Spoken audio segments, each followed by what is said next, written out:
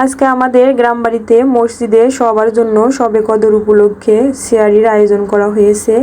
কি আয়োজন করা হয়েছে সব কিছুই আজকের ব্লগে থাকছে। হ্যালো এভরিওয়ান, আসসালামু আলাইকুম। রিহান মম ব্লগে আরেকটা নতুন ব্লগ দেখার সবাইকে আমন্ত্রণ জানাচ্ছি। আশা করি আজকের ব্লগটা আপনাদের অনেক বেশি ভালো লাগবে। এখন প্রায় দুপুর 1:30 বাজে। মসজিদে সিয়ারির জন্য কি আয়োজন করা হবে সব কিছুই রেডি করে নিচ্ছে। এই তো এখানে ভাবি গরুর মাংসগুলো সুন্দর করে কেটে নিচ্ছে, হাড় চর্বিগুলো আলাদা করছে এবং মাংসগুলো আলাদা করে নিচ্ছে। সিয়ারিতে আয়োজন করা হবে বুটের ডাল, গরুর মাংস আর ভাত। এই ভিডিওটা 26 রমজান রাতের ভিডিও ক্লিপ আপনাদের সঙ্গে শেয়ার করছি। যেহেতু অনেক লোকজনের রান্নাবান্না করা হবে, এই জন্য দুপুর থেকে সব কিছু গুছিয়ে নিচ্ছে সবাই মিলে।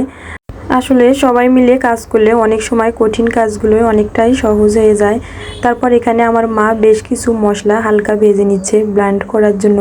এখানে ধনিয়া ছিল, জিরা, সব কিছুই সবাই মিলে গুছিয়ে নিচ্ছে।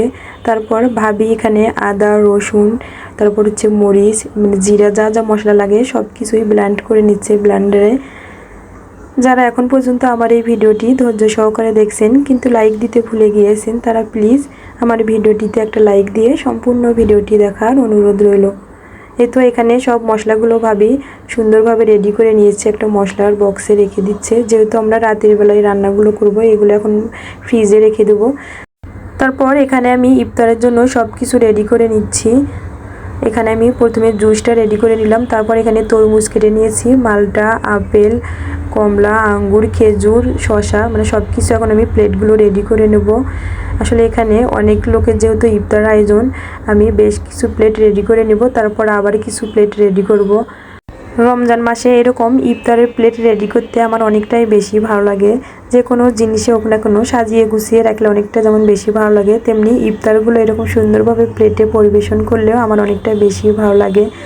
গ্রামে আসার পর আমার অনেকটাই বেশি ঠান্ডা লেগেছে, এজন্য ভয়েসটা আমার অনেকটাই বেশি খারাপ শোনাচ্ছে, সেজন্য আন্তরিকভাবে দুঃখিত। আজকের ইফতার আয়োজনে ছিল ছোলা বুট, বুন্দিয়া, তারপর ঝুরি, বেগুনি, আলুর চপ, ডিমের চপ, পেঁয়াজু, জিলাপি।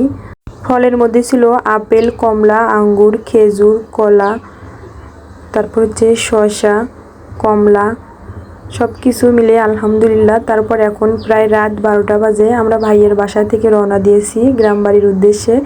এখন এই তো আমাদের গ্রাম বাড়িতে রান্নাবান্না হচ্ছে। এখানে মাটির চুলায় রান্নাবান্না করা হচ্ছে। এখানে 2টা বড় বড় সসপ্যানে রান্না হচ্ছে, সবাই মিলে কাজ করছে। এখন রাত 4টা বাজে। এখন আমরা সবাই মিলে সিয়ারি খেয়ে নেব। তাহলে আজকে এ পর্যন্ত। আজকের ভিডিওটা আপনাদের কাছে কেমন লেগেছে অবশ্যই কমেন্ট করে জানাবেন। সবাই ভালো থাকবেন। আল্লাহ হাফেজ। আসসালামু আলাইকুম।